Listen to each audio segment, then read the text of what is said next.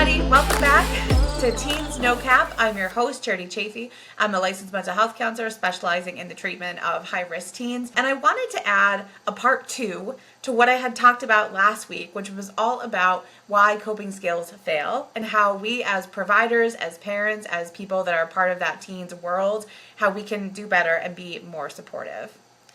So as I was talking last week, I had mentioned several times that coping skills are not cures, and that a lot of the reasons why they fail in treatment is that the person isn't bought in. There's not a full system to really support that. Coping skills are kind of like thrown at someone. There is resistance based on previous experiences and how skills were used, and even when they were applied. So I wanted to talk a little bit about my process when I'm working with a teen or a family in terms of how we kind of like work on coping and how important it is to have an entire cycle where we are really helping them dig and understand those different pieces for themselves. And I have a bunch of notes in front of me, so if you see me look down, that is why, because as my neurodivergent brain sometimes does, I don't want to get lost in all of my thoughts, and I want to make sure I get the information out in a way that I want it to come across. So the first thing I want to say is that you can't just have someone come into a session and just throw coping skills at them. It's not effective. They don't understand why. Oftentimes there is going to be some resistance. You don't know it. That doesn't work. I've already tried that. Really, truly understanding coping skills and being able to help a client apply them appropriately means that you're really spending time in that first block of like, what is their relationship to all of this? How successful have those things been? If they haven't been successful, what has been happening? All the things. But the thing I actually want to talk about before we get into a ton of coping skills, like I call it the coping skill build, is talking about the stages of change. So you can Google it. I'll put some links below for it. But I think the stages of change is really important when we're talking about coping skills, because we're talking about willingness and we're talking about openness to trying new things. If we can talk about the stages of change with a client, either someone we've been working with for a while that has a new life situation happening or someone that is brand new to us, we are really digging in and helping them understand that like change just doesn't happen overnight, and that it's oftentimes a process in the same way that we're going to talk about the coping skill build, which again is a process. This might feel a little bit more like analytical, but at the end of the day, you can make this very feely, very, somatic based, but I think you can take that process and make it into a lot of different things. So when we're talking about stages of change, the things that I would like truly want someone to be aware of is like where they feel like they're at in terms of like resistance. Are they scared, right? Like there is a lot of fear in like getting better for people, and it might seem, really great, right? To be like, oh yeah, everything's going to be great. Everything's going to be better. But there's a lot of stuff that's kind of tied into that when we're talking about high risk teens. And so it's not as easy as just saying like, oh, just do this coping skill and you'll be fine. Especially for teens who have already been in therapy, they've been through a lot of therapists. There's been a lot of like, different suggestions that haven't been helpful. When someone comes in and says, hey, I can help you, there is a natural pushback on that because they're like, but that's what everybody else said, right? That's what people said before when they were like, I can help you. And it never happened. It never helped, right? So when we're talking about the stages of change, it allows us to really dig in and to understand like what are all the pieces that we are competing with, that are barriers, that are potentially things that we need to address prior to just like throwing coping skills at someone in a session. So talking about stages of change is going to be like a basis of this, because we really need to understand and know truly where they're at in terms of all of the stages. So the stages of change, there are 6 of them altogether. Different models might have 5, some might have more steps, but the main steps kind of remain this.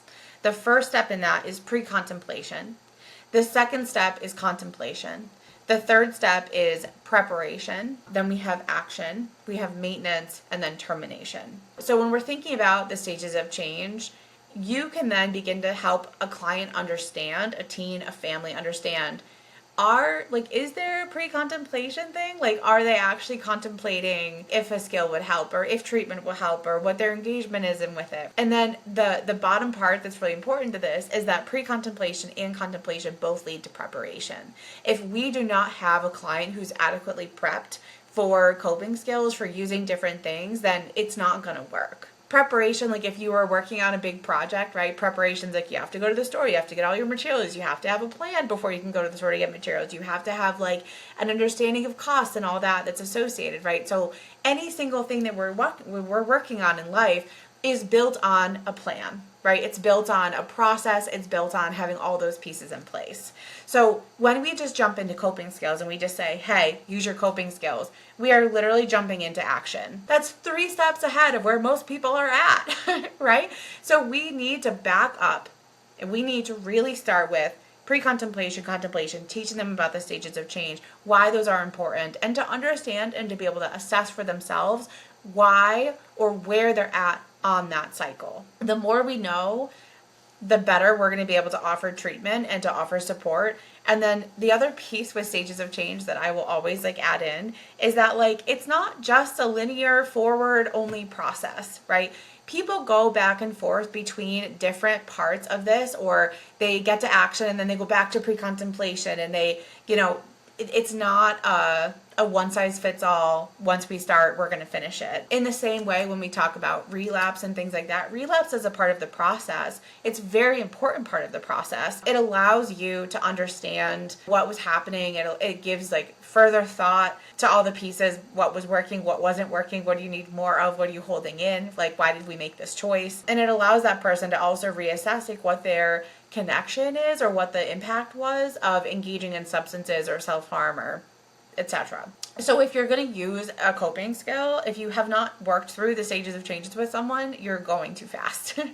So stages of change is always the first step in a coping skill build. And we really want to understand, again, all the features, all the barriers, all the anticipation, the negative emotions. Like we want to just put it all out there.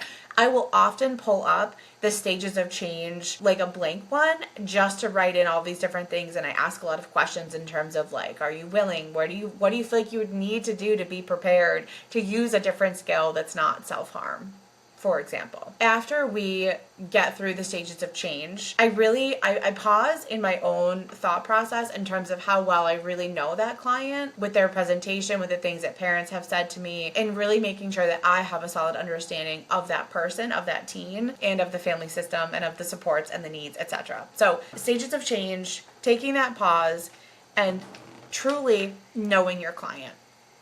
The next thing, right, once you have those in place, is really assessing for a situation that involves coping. We talk a lot about how like we have a general toolbox of coping skills and that, it should be a big toolbox and whatever. But we have to pick certain situations that someone is really struggling with, that the coping skills can be a helpful thing, so that we can like really practice them and use an analytical process, right? In that too, we're also assessing for the temperament of the person, the access, different environments that they're expected to cope in. So for instance, school coping is going to look different than home coping. In the same way it would look different if they were at soccer practice and they had to cope with something. And then the last piece of assessing the first step is really in terms of desire. Do they desire to do this by themselves? Do they desire to want parents involved? Are they like engaged in that? Do they have a therapeutic mentor they want involved? Really, we have to kind of understand what they want in terms of involvement from other people. So just to back up, first things first, we are going to talk about stages of change. The next thing you're going to do is pause and really take an assessment of how well you know your client. The third step is going to be to assess the situation, the temperament of the client, any desire, involvement, engagement, any supports we have that we can pull in. The next step after that is actually going to be understanding their like individual sensory needs and sensory profiles. So in the same way where someone with autism, for instance, a younger kid might throw themselves against the wall a bunch of times because they really need that proprioceptive input, you might have someone who needs soft cuddly blankets and wants like very soft gentle touch from like parents, hugs, etc. So in order for us to truly meet them where they're at in terms of their neurological development and their their physical somatic needs, we need to understand what their sensory profile is. So in that part of it, you're really asking, how do all these different things feel? When you're struggling, what do you find yourself gravitating towards, right? We want to be able to offer things that fall in line with that, in the same way where if you had someone who wasn't super active, telling them to go run a 5K is literally not going to be helpful, because that doesn't meet their sensory profile or anything that they're interested in. So that is literally throwing a band-aid on like a gushing wound. The next part of this is that we want to really hone in on the goal of coping. It is the goal of coping to make whatever's happening go away.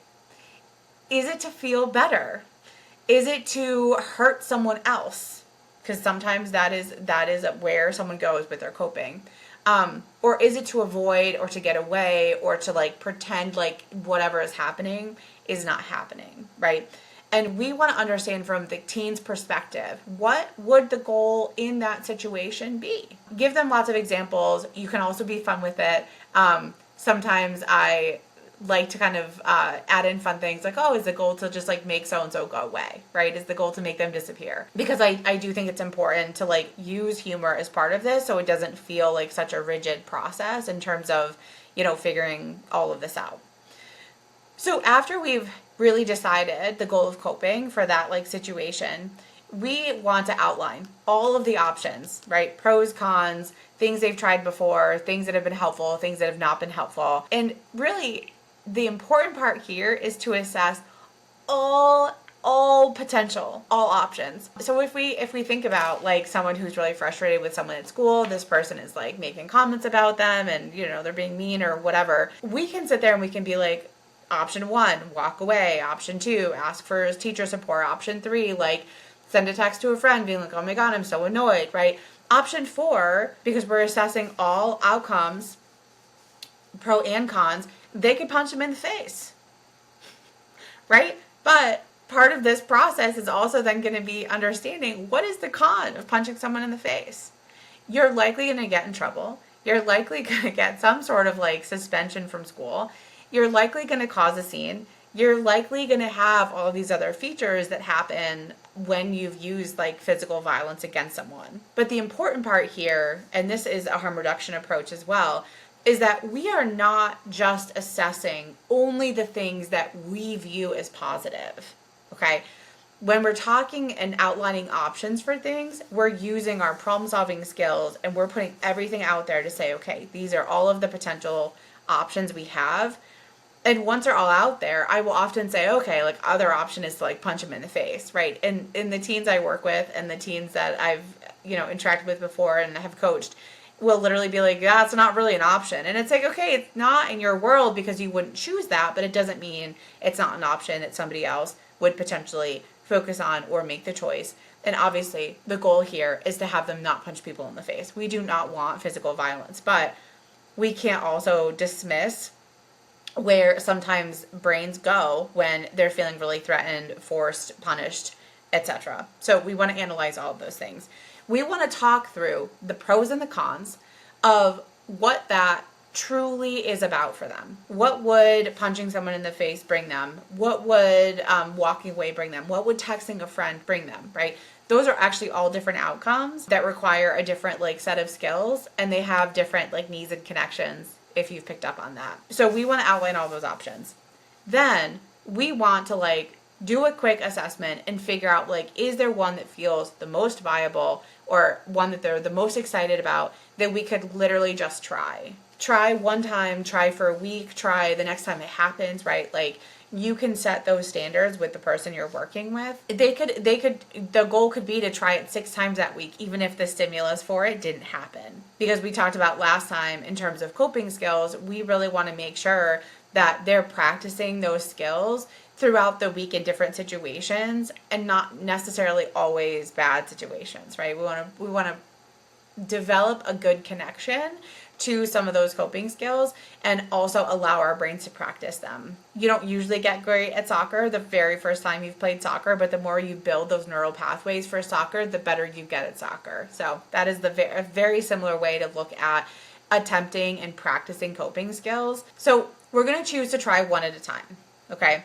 And if you see this person once a week, twice a week, 3 times a week, daily, if you're working like a residential program, you want to kind of set a time frame and like a little bit of an expectation so they have a goal. Part of this is going to be helping them focus on not the things that they like can't do. If you're talking about like self-harm, for instance, you want to try to help them focus on the thing that they can do and how they're experiencing that thing. So this is a step 2 where you want to prepare them for the understanding that the first time they do a coping skill, they might feel kind of silly. It may not work. They may not feel drastically all better. They may not have any response to it at all. If the first time they try it, there is no kind of like super negative outcome, try it again, right? We want you to practice this skill as you go through the week. We want you to practice it in different situations, and we want you to really understand in different environments what it takes and how it feels. So, for instance, if you have someone that you're working with on like mindfulness, right, or meditation or progressive body relaxation, those are things that like you're going to want to do a little mental prep for, because it's going to feel weird. It's going to feel out of body. It's going to feel boring. They're going to have all these thoughts, right? Do your best to prep all of the potential things that could surround that skill that person might experience so that they're prepared for what that might feel like for themselves. Okay? Now, you fast forward a week, you're back to seeing your client again. They went home, they tried the things, whatever. Now you want to actually come back and you want to like reassess the skill. Did it work? How did it feel? What was helpful about it? What did you hate about it? What environments did it work in? What environments didn't it work in? If you go back and you think about what the goal of coping, did it meet any of those pieces? How did it feel with your sensory system? You want to finish the feedback loop. If we are not coming back and assessing said coping skill, we're leaving out entirely too much data and information about how that person experienced that. And then we're not allowing ourselves to be like, okay, like that didn't work. So for instance, if I was going to do this cycle with someone who had gotten into a fight at school before, we would probably talk about the situation, right? Things got escalated at school. Their temperament was really hot that day. They were already having a bad day. Maybe that they were someone who enjoyed like the physical sensation of like working out or like lifting weights. The goal of coping was just to get through the day that day. We outlined all like the potential options. One of those was like, I could just punch him in the face. Sure, you could punch him in the face, but then what happens? And then in that moment, they chose to punch someone in the face. So when we're coming back and we're reassessing and we're finishing this feedback loop, there may be situations where someone's like, yeah, I already tried to punch someone in the face and it just like really didn't help and it just made my life a lot worse. They already know that, which is really great. We want to make sure that we're honoring that and we're putting that into this process as well. It could be that like we told someone to, I don't know, go take a cold shower or to use an orange or to have a snack. And those might be situations where like they work at some points, but they don't work at other points, right? And you as the provider, or even as like the parent, if you're not working with a therapist through this, or if you are, you want to kind of keep track about like, did it help? Did it not help? If you have small young children, this is a great thing to like talk to them about so that they have a sense of agency over their coping skills. They have a sense of understanding that they have choices in that, and that we want to finish the feedback loop, right? How did that feel for you? And then the last part of it is really like rating the skill in terms of its efficiency, its needs, its accessibility, right? Like, is that something you could do at school? No. Is that something you could do at swim practice? Yes. Great. And then you want to decide what to do moving forward. Do you want to try that again? Do you want to add that to like your coping skill build? Do you want to like never do that again because it was so awkward? There's lots of different reasons why somebody would want something or not want something else. And so I think it's really important to decide, like, is that something, if you're having a hard day, that you would want me to prompt you for? Would you want your parents to prompt you for it? Would you want a teacher at school to know about it so that if you were doing it, they could help support you? These are all of the pieces. And now, if you look back at both podcasts where we've talked about coping skills and we're thinking about this entire thing as a web, as a system, as a process, you can see why if you have someone in session and you're just like, try this one coping skill, that it probably is not going to be as effective as you would have hoped it to be. And it's not because they're resistant or because they're bad or, any of those like self-defeating thoughts. It's literally because if we just throw a coping skill at the wall, it's not actually going to be helpful. So hopefully you've learned this is a system that you can all walk through with your clients, with your kids, with peers, with whoever, to really help understand that like it's not necessarily like just the coping skill, but it's the process we give clients, it's the process we support clients in that really helps them get to know themselves and what they need in those moments. And hopefully with this, when you have a session with someone, you can utilize this framework and know that coping skills are going to be more successful when there is a framework involved, when there is a web of things, when we are teaching them actively about all those pieces, and when you have a relationship. So if this is the first podcast you've listened to, please go back and listen to the first one and all about coping skills, because I do think there's a lot of really good information in there about why they fail and how we use them and how we could use them better. So this is part 2 of talking about coping skills. So I know talking about coping skills and implementing them feel very different, and you might feel very intimidated if you're a new provider or if you're someone who's like new to working with teens. I think adults kind of deal with coping skills and these conversations differently. But I don't want you to be intimidated by really implementing a good coping skill system.